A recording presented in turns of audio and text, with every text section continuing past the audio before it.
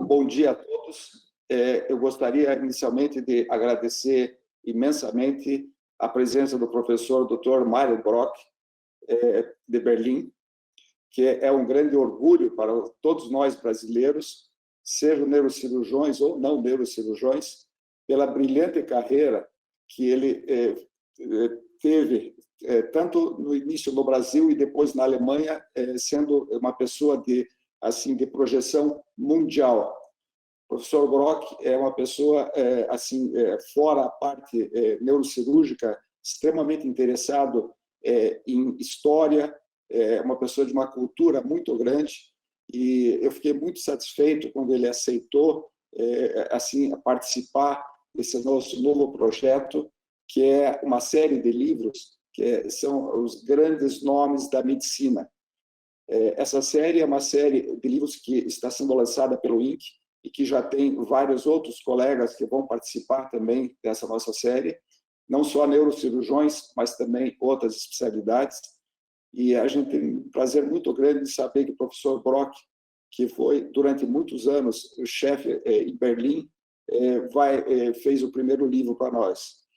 O professor Brock vai nos dar um pouco da sua história, um pouco da sua vivência, um pouco de orientação, inclusive, para os colegas mais jovens, tanto neurologistas como neurocirurgiões.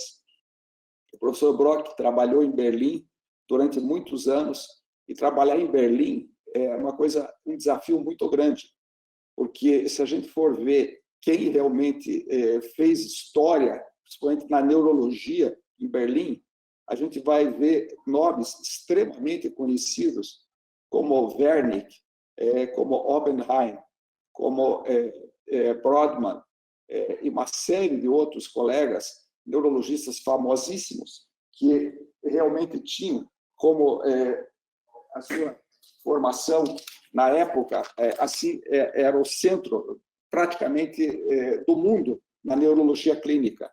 Então, outros como Brodmann, como Levy, como Oppenheim, então são pessoas extremamente conhecidas e que hoje qualquer neurologista, qualquer neurocirurgião sabe desses nomes. E assumi uma cátedra em Berlim, numa época, inclusive, em que Berlim estava sitiada pela Guerra Fria e tudo, e desenvolveu um serviço como ele desenvolveu, mundialmente famoso, foi uma tarefa muito, muito especial. Então, muito obrigado, professor Brock. E nós temos aqui o volume do livro, do primeiro livro, é o livro que está no nosso site, e eu gostaria, então, que o professor Brock pudesse conversar um pouco com a gente sobre sua história, seu passado, e como ele vê as perspectivas futuras, porque uma pessoa que tem um passado desse, que tem uma história dessa, ele tem condições totais de antever futuro e dar conselhos para as pessoas. Muito obrigado, professor Brock. Eu é que agradeço. Eu acho a iniciativa que o Dr. Ramina tomou uma iniciativa extremamente importante, porque ela serve de estímulo justamente para as gerações futuras. Tudo que nós fazemos hoje em dia é baseado em atos mais ou menos heróicos e visionários. E a documentação disso para gerações futuras é uma obra extremamente importante e, principalmente, vindo de uma instituição prestigiosa, pelo menos não apenas na Alemanha, muito conhecida, como é o Instituto de Neurologia de Curitiba, isso ganha muito em peso. Eu quero dizer aos jovens colegas que a neurocirurgia é cada vez mais fascinante, é cada vez mais interessante e continua fazendo progressos imensos. Eu só posso dizer a todos que se dediquem com muito afinco, porque é também uma das especialidades cujos êxitos terapêuticos são mais impressionantes para o paciente, que é quem lucra, e mais impressionantes também para o meio ambiente ao redor desse paciente, porque todos notam que essa pessoa que estava ou com sérias dores ou com paresias melhora. Infelizmente, ainda há, mas não apenas na neurocirurgia, uma série de enfermidades. A pandemia atual mostra que há cada vez mais desafios novos para o médico. Uma série de enfermidades ainda, glioblastoma, que nós acabamos de ver na reunião matinal, é um exemplo. Uma série de enfermidades que ainda não conseguimos. A minha mãe, infelizmente, faleceu de um glioblastoma. Ela foi operada pelo professor Feliciano Pinto, na época em que eu estava no 2º ano de medicina. Essa é uma história muito triste, porque não havia, e como ainda não há, salvação, mas no 2º ano de medicina você acha que tem que ajudar todo mundo. E isso fez com que, por exemplo, a minha mãe vivesse em coma durante 6 meses até falecer. E eu vejo ainda hoje, na evolução de alguns quadros patológicos neurocirúrgicos, um estímulo. E acompanho.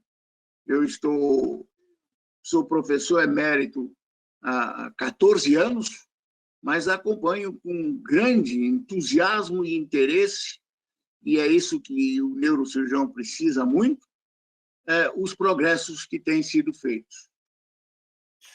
Mário, eu gostaria de perguntar como foi a sua experiência chegando na Alemanha e depois como foi sua experiência inicial em uma Berlim dividida, e porque isso está ficando bastante longe para as pessoas mais jovens, a história da Segunda Guerra de Berlim, como era trabalhar em Berlim na época em que Berlim estava praticamente sitiada. Berlim foi, antes da guerra, um centro cultural, como você muito bem disse, do mundo inteiro. Musical, artístico, pintores, autores de óperas, solistas de instrumento, físicos como Einstein. Essa turma toda veio, Berlim era um vórtice, atraía toda a inteligência que havia na redondeza.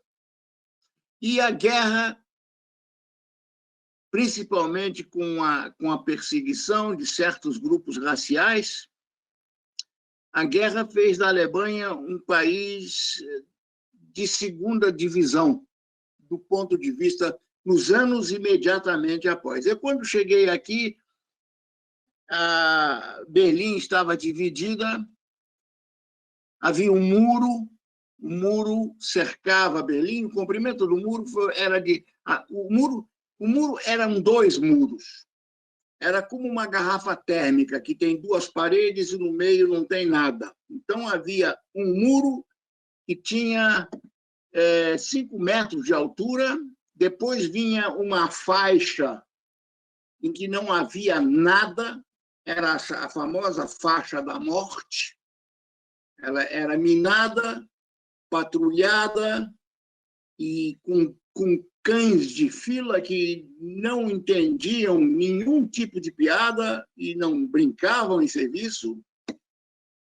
E depois vinha o 2º muro. Então, eram 2 muros, e isso foi feito porque, antes da existência do muro, muitos que estavam na Alemanha comunista, na Alemanha Oriental, inclusive Berlim esteve dividida em 4 setores, de acordo com as 4 potências que ganharam a guerra. Havia um setor francês, um setor inglês, um setor americano e um setor russo. E o setor russo passou a ser, então, a capital da Alemanha Oriental, que era a Alemanha comunista. E isso era uma situação terrível, porque antes do muro, muitos de lá vinham trabalhar na Alemanha Ocidental, em Berlim Ocidental. Não se esqueçam, a Alemanha foi dividida em duas partes: a Alemanha Oriental, comunista, e a Alemanha Ocidental, americana, francesa e inglesa. E Berlim, capital da ex-Alemanha, Berlim ficava no meio da Alemanha comunista. Não é a metade livre de Berlim, não ficava na fronteira entre as duas Alemanhas. A metade livre era cercada de Alemanha comunista por todos os lados.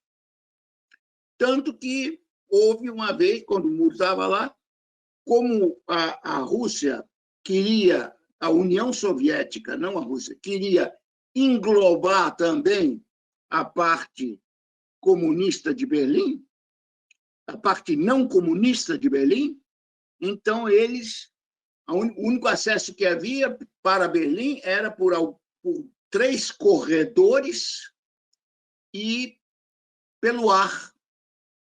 Então, eles fecharam tudo, isolaram Berlim na esperança de que pudessem conquistar a parte livre de Berlim. E foi isso que deu a origem à ponte aérea. Vocês imaginam, aterrissava em Berlim, na época, a cada 3 minutos, um avião carregado com víveres. Isso foi uma coisa muito difícil. Aliás, o muro de Berlim era sempre patrulhado por 2 soldados comunistas. Um apenas não podia ser porque ele fugia, escapava para o lado livre. Então, na época, havia uma série imensa de piadas. A piada de cunho político é sempre uma válvula. Então, dizia que haviam 2 soldados patrulhando o muro e um pergunta para o outro: camarada, o que você acha da nossa república? Aí o outro diz: olha, eu penso o mesmo que você. Ao que o primeiro responde: lamento muito, esteja preso. Então, mostrando como eles pensavam sobre o próprio país dele. Mas eu, quando cheguei aqui, era na Alemanha. Eu vim convidado pelo professor Schurman para Mainz, Mogúncia, e eu era um ilustre desconhecido. Eu falava alemão fluentemente e tinha muita gana de vencer, né? Então, 10 anos depois da minha chegada na Alemanha, eu consegui ser o mais jovem professor titular de neurocirurgia aos 39 anos que jamais houve na Alemanha. Agora, não foi lendo histórias em quadrinhos que eu consegui isso. Durante esses 10 anos, eu não fiz férias. Eu passava as minhas férias na clínica, no arquivo, revendo papeletas para conseguir material para fazer publicações. Então, durante esses 10 anos, eu fiz um monte de publicações de casos que estavam adormecidos nos arquivos da clínica. E, ao mesmo tempo, eu comecei a me dedicar ao estudo da circulação cerebral. Eu estive na Escandinávia, conheci lá os grandes ícones, Lassen, Ingvar, e que faziam medida da circulação cerebral e introduzi praticamente na neurocirurgia alemã a medida da circulação cerebral regional com isótopos. Aí, como eu estava medindo a circulação cerebral com isótopos, que é um grande progresso com relação ao que se fazia antigamente, que você tinha que puncionar a carótida e puncionar o bulbo da veia jugular na frente da mastoide, embaixo da orelha. E consumir até 100 mililitros de sangue para fazer um exame. E só media o fluxo sanguíneo de um hemisfério. total. Já com o advento dos isótopos, você injetava uma solução de isótopos na carótida, tinha uma série de contadores Geiger, de detetores de radioatividades em várias regiões do cérebro. O cérebro normalmente não é radioativo. Então, você injetava 2 mililitros de solução de xenônio 133. Quando a radioatividade chegava no cérebro, que era imediata, havia um acréscimo imenso do que os detetores mediam em todas as regiões, cada um na sua região, e com o tempo, como o xenônio era expirado, com o tempo a circulação lavava o cérebro e a radioatividade ia decaindo progressivamente à medida que você expirava em cada revolução sanguínea, que você expirava o isótopo. E a velocidade dessa curva de lavagem, clearance em inglês, era o espelho da velocidade da circulação nesta região. Eu fiz isso e publiquei um monte de coisas sobre circulação regional do cérebro, inclusive fiz um congresso internacional, mundial, sobre esse assunto. Mas aí, quando o primeiro congressista que eu encontrei num congresso internacional me perguntava em qual radiologia eu trabalhava, porque negócio de isótopo é coisa de radiólogo, não é coisa de cirurgião. Aí eu disse, opa, eu já estou sendo confundido com pessoas de outro time que eu não jogo. Eu não sou radiologista e não quero passar por radiologia, não tem nada contra radiologista, mas eu sou neurocirurgião e quero ser identificado como tal. Aí passei a me dedicar à pressão intracraniana, que era um parâmetro clínico de enorme importância também para a circulação. E desses dois parâmetros, circulação cerebral e pressão intracraniana, então surgiram um monte de obras, um monte de congressos, etc. E isso fez com que eu, muito cedo, recebesse uma cátedra. Em Berlim, na época, por quê? Porque ninguém queria ir para Berlim. Então, o número de candidatos à cátedra era relativamente reduzido com relação às outras cidades importantes, Frankfurt, Munique, etc. E os que se candidatavam à cátedra em Berlim na época não eram nunca titulares. Um titular de uma cidade qualquer não se candidatava à cátedra de Berlim. Eram sempre os professores adjuntos, second in command, que iam para Berlim, onde se tornavam titulares para poder voltar como titulares, se candidatar às faculdades das quais tinham se originado. Agora, isso tudo mudou naturalmente no momento em que houve a reunificação da Alemanha. Aí Berlim voltou a ser o expoente.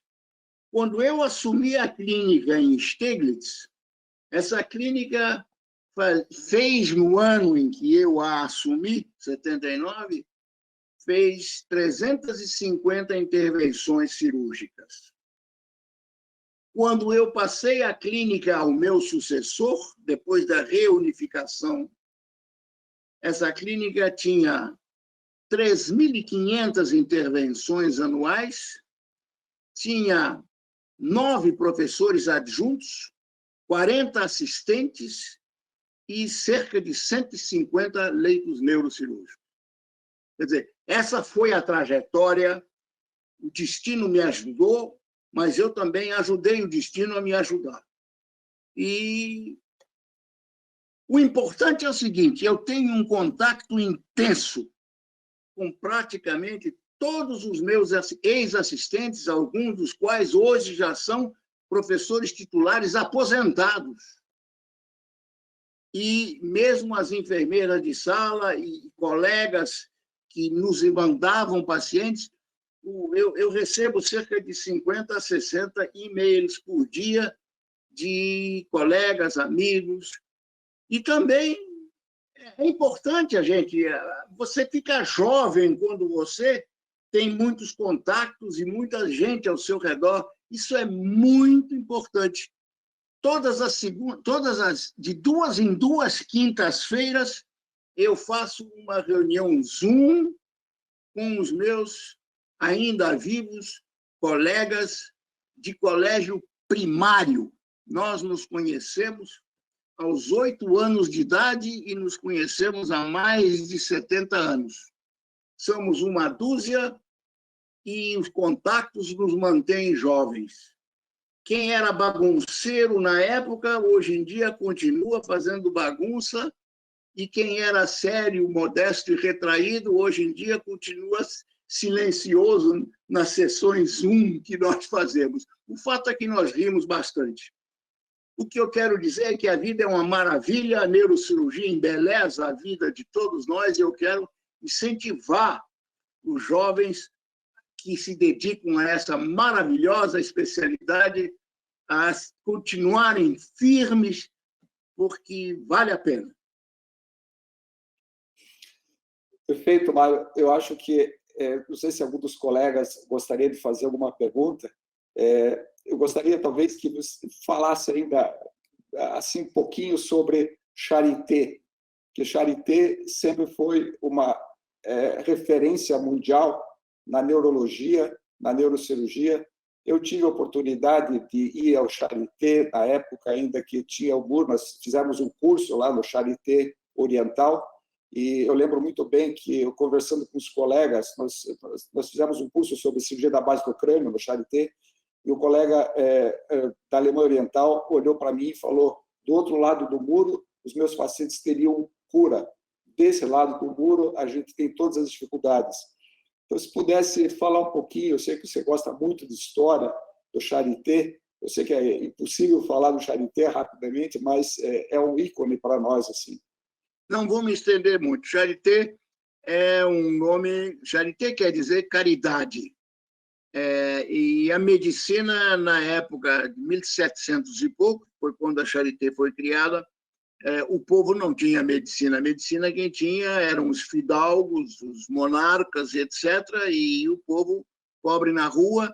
Então, era o que se chama de Santa Casa de Misericórdia.